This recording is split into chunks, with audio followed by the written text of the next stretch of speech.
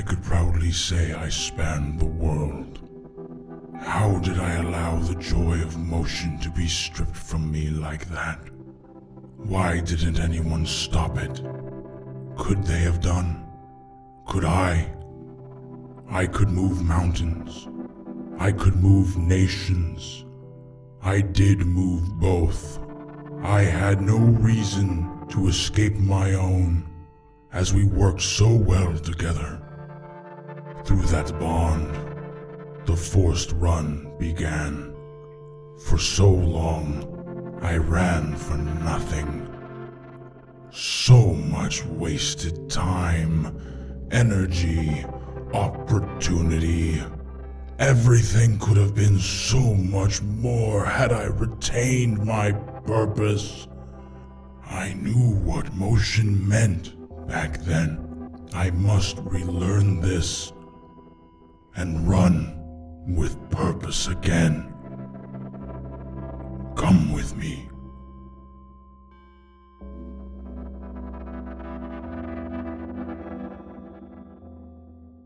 Caves of Qud is one of the most immersive and unique game worlds with one of the best written narratives I've ever experienced.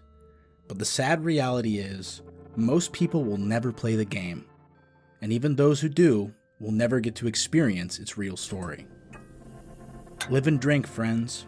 My name is Bencho, and welcome to Overhead, a showcase series I'm starting and hopefully going to continue on games that I find interesting, different, or just plain worth making a video about.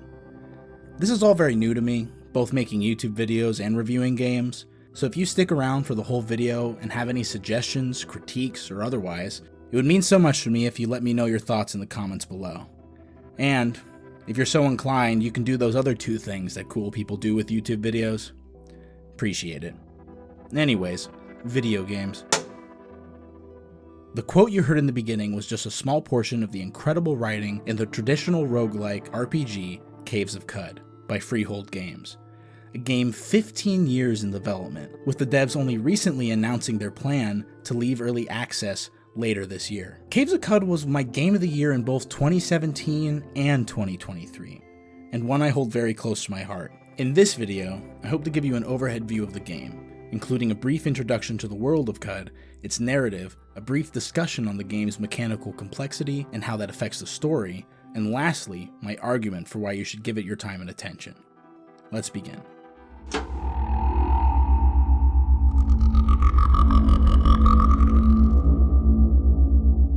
Before I get into what Caves of Qud is, let's discuss how it is.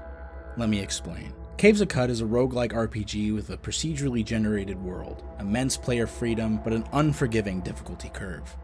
Before we can even discuss the narratives that I believe make this game phenomenal, we have to discuss the innate gatekeeping this genre of game does for the average player. Qud, as I first experienced it, felt like I'd entered a library full of books written just for me, but at the same time, I'd forgotten how my legs and arms worked, and had to spend time relearning how to pick up a book, let alone read it. Games of this particular style have a tendency to create huge, diverse, and endless worlds for the player to explore, but then purposely pushes those same players away from experiencing it, most of the time on purpose. They want you to suffer, in a sort of rite of passage before they allow you to actually play the game. My first 5 hours of the game were spent trying to understand how it was even played, and the next 20 after that were trying different things that ultimately ended in my character's early death. Death in Qud is permanent. Once your character is dead, that's it. You have to start over completely to try again, or at least you used to. More on that later in the video. But what I hope to impart is that despite the game's active attempts to keep you from playing it, it's still worth it. And with patience and a bit of understanding, you can round the corners of the learning curve, which in this case is maybe more of a learning wall, just enough so you can climb it. Qud is a beautiful and unique game that once you really dig your claws into its fascinating world, you'll be lying awake at night thinking about everything you experienced last time you played. It's equal parts alien and familiar, intimate and cold-hearted, and written beautifully and with purpose. There were a couple of times I said wow, or holy shit, or yowza, or youch out loud after interacting with later parts of the main storyline. An example being an encounter I had with a philosophical mole people, the Mapongo, who practice radical individuality without forsaking community. There are complex and engaging conversations being held within this game that, because of its difficulty, even experienced players find it hard to access. According to Steam metrics, only 24% of Caves of Qud's 300,000 total player base have beaten the first story quest, while most of the late game quests sit at 0%. So what is Caves of Qud? Qud is a colloquial name for the world in which the game takes place, a retro-futuristic conglomeration of feudal-like settlements living in decaying remnants of an ascended high-tech society, post its grand and unimaginable collapse, where mutant hybrids war with religious zealots of dead sultans, clean water is like gold, and civilization rides the edge between collapse and rebirth. To put it bluntly, Qud is chaos, a fantastical world with technology so advanced it's like magic, unsolvable mysteries, and a procedural world begging for you, a nameless explorer, to uncover its secrets. There are a lot of reviews and interviews with the devs that go into the procedural generation of its dungeons, villages, and even lore, a couple of which I will link in the description below if you're interested. But what I find is rarely discussed, and what I'll be focusing on, is the actual written storyline of the game, one that is consistent no matter how many new worlds you generate. The main storyline picks up shortly after you finish a few beginning quests, wherein the player character is tasked with decoding a strange signal that the quest giver has received, and is told to visit a group of sentient, super intelligent bears, not kidding, called the Barathrumites, to help aid in this task. This is the official start of the main quest. The character has to travel to the Grit Gate, a gigantic subterranean gate where these reclusive Barathrumites live. It's from here where I believe the real meat and potatoes of Caves of Qud starts. The main questline gives purpose to an otherwise open-ended run-on sentence of a game, and I believe it's a reward for mastering the strange rules and mechanics Caves of Qud wants you to follow. You, the player, are thrusted in the countless perils no one on Qud should survive, crawling through sewage treatment plants so vile they have a disease named after them, laying siege to a cryogenic facility so ancient some of the beings in cryostasis there are revered as gods, and branding yourself with the mark of the dead,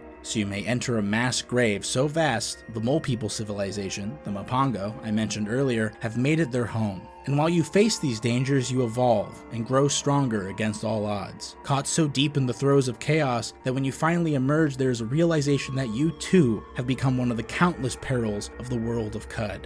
I think some focus too much on the randomness in this game, and less on the actual world being built around the player. This randomness, and therefore its openness, being a main draw for people like myself who already enjoy this genre of game, but an aspect I've experienced that pushes many people who aren't familiar with it from picking it up. Which is why I want to put a spotlight on what I believe to be a fantastic story that rewards dedication to learning the system with an engrossing and grand sci-fi adventure, and also why next we're going to talk about actually playing the game, and my advice for mitigating the challenge of its steep learning curve.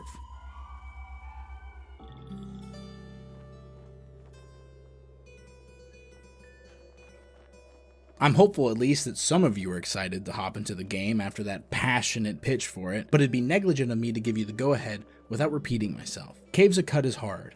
Very hard. So hard, in fact, that there's an achievement in the game titled Red Rock Hazing Ritual that you earn when you inevitably wander into a pack of angry baboons in the first 5 minutes of the game, and subsequently get pelted to death by small rocks and pebbles. Death is unavoidable in Qud. Being a traditional roguelike, its default game mode is permadeath, meaning all the time spent making a character, learning controls, and wondering what this thing is, can all be cut short and wasted by angry monkeys with rocks. This difficulty paired with its complex UI are one of the many reasons new players give up on the game, but I'm here to tell you to be strong.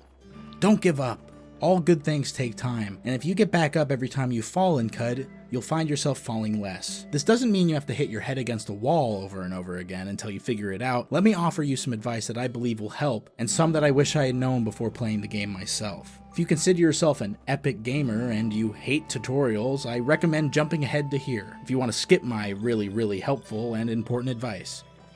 Okay, anyways, video games. First, here's how you should set up your first few characters to help you get familiar with the controls. Upon starting a new game, it will ask you what game mode you'll want to play. The 4 options are Classic, Roleplay, Wander, and Daily. Classic has the permadeath I mentioned earlier, so for our needs here, I recommend starting off in Roleplay mode, which allows you to have safe checkpoints every time you leave a village or settlement, which means if you die, and again, you will die, it will reload you back to the last safe settlement you were in. This allows you to make mistakes without spending more time rolling a new character. From here, it'll show you different methods to create a character. For our purposes, we'll select New. You could also choose Preset, which lets you pick from pre-made characters, but I think it's important to learn at least the building blocks that go into a character when you're first starting out, so you can understand better what's being presented to you. Next, it will ask you to pick your character type. Here we want to select Mutant. For those wondering about the other option, Truekin, it's a bit harder to start out and is recommended for more experienced players. So for now, we'll be mutants. Once selected, you'll be presented with a selection of classes. You can of course pick any of these as your starting character. Each one's specialization is straightforward to some degree, but I would suggest for your first ever attempt to select the Marauder. They're a high strength, high endurance, axe wielding melee class. Their abilities are very basic, so in combat you won't have to worry about managing too many powers. Your primary move is hit something with an axe until it stops moving, a timeless classic. Now the next section can be a little overwhelming, which are the mutations. These are essentially your starting powers and abilities as the mutant race. There are two categories of mutations, physical and mental, and each individual one has a point cost to acquire it. Some are stronger than others and therefore cost more points. You start with 12. Take your time here and scroll through the different abilities. Each one has a description of what it does. I'd recommend picking ones you think sound fun. Again, this first character is being built purely to give you opportunities to explore and make mistakes. So what you pick here makes no real difference and is just to aid in finding what powers you'll have the most fun with. Most of them are viable to any average Caves of Qud run. You'll notice there are mutations that give you debuffs as well. The benefit of taking those is each debuff refunds mutation points equal to its cost, so you may spend more on positive traits. I'd suggest for now, we don't worry about those until you have more playtime under your belt. Lastly, you can pick your attributes or stats. Read each stat carefully, because all of your actions, interactions, and abilities rely on these 6 stats. For our purposes, I would focus a majority of your point pool on toughness, strength, and willpower, which affects your health, melee damage, and mental defense / natural healing rate respectively. You'll notice a small number in brackets under the large number in this section. This is the bonus that applies to your respective roles. Qud's combat is based on a dice system that all activatable abilities in combat rely on. All you have to know is bigger the roll, the higher the chance you have to succeed. Hence why we put a majority of our stats in defensive abilities and damage. And that's character creation. And then you just name your character, pick your starting town. Here I highly suggest Joppa, which is a default start, where all structures, NPCs, and quests are the same each time you start a new save. Since Qud is a procedural world, it helps when starting out to have a familiar location with familiar characters to help center yourself. From here the world will generate and you will spawn in the town of your choice. What comes next is important. If you're like me, you'll immediately be overwhelmed and confused by what you're seeing when you first load in. So my advice is to take it slow and carefully study the tools available to you. All things considered, Freehold Games have been very diligent updating the game with accessibility options, workshopping the user interface to be more approachable for beginners. So as it stands now, all actions the players can do in the game can be achieved using your mouse. Hey guys, I've been working on this script so damn long that they released the UI Spring Molting update already, so they have in fact successfully made their UI more accessible. They even added dang sound effects, so I hate to break it to you, but you actually have no excuse not to play the game now. Anyways, back to the video. I suggest when you drop into the world for the first time that you take a moment to familiarize yourself with the UI. Experiment with the different menus and actions and get comfortable with navigating it. It's a dense game. I can't cover it all because then this video would be 90% tutorial, but the game itself does have a help function built into it that gives details on the specific actions one can take. So if you ever find yourself stuck, that in-game resource is available. Plus, the Caves of Qud fan wiki page, which I'll link below in the description, is an incredible resource run by passionate fans and kindly hosted by Freehold Games. The game is also turn-based, as in every action you take takes a tick of time to do so. That includes moving, attacking, using abilities, sleeping. So if you run into an enemy, don't panic. Remember, time only advances when you do something. There are plenty of tools at your disposal to help assess any situation you get yourself into. From here, it's up to you to try out your different abilities, make mistakes, respawn, reload, experiment. Players tend to fall off when they're having to recreate a character from scratch every time they die, and it's made worse by the extreme learning curve of the game. So hopefully, with this advice, it will help mitigate the painful restarting process and give a more accessible learning environment to the game. Again, don't be afraid to fail. Learning and exploring are some of the most exciting parts of the game, so death is never the end. From here, it's only a matter of putting time into the game and getting comfortable. If you take your time to really learn how to survive in the game, I'm confident you can start working your way through the main storyline in no time at all. 4 or 5 hours tops.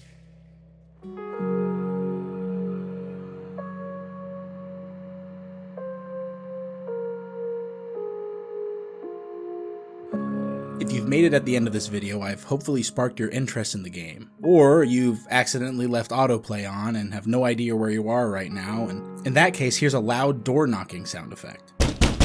However, if you're still not convinced, let me close out on why I think this game is worth your time and money. I think that it takes bravery and dedication to develop an entire game world and story that most people will be intimidated by, and a majority of even the most devout players will not even experience. For Jason Greenblatt and Brian Bucklew of Freehold Games to dedicate almost 2 decades of their lives to this passion project, for the game to inspire a community to get involved in its development speaks to the game's value, and is something I personally find admirable. Also, this may be a hot take, but I think if you're into playing a wide variety of games, and you're anything like me where you own far too many games because of this, then I believe you're legally obligated to give this game a shot. I actually checked, it's in the Bible. But also, let's be honest, how many games are on your Steam wishlist? I know you've got at least 3 digits in there. You really think your ass is gonna play Hobo Simulator? Caves of Qud is built with love and dedication, and the time you put into it to really understand the game will pay off in multitudes. At the end of the day though, I'm just some guy on the internet, and you don't have to listen to me or the Bible. But life is short, and a game like this really is a once-in-a-lifetime kind of occurrence. I truly believe that.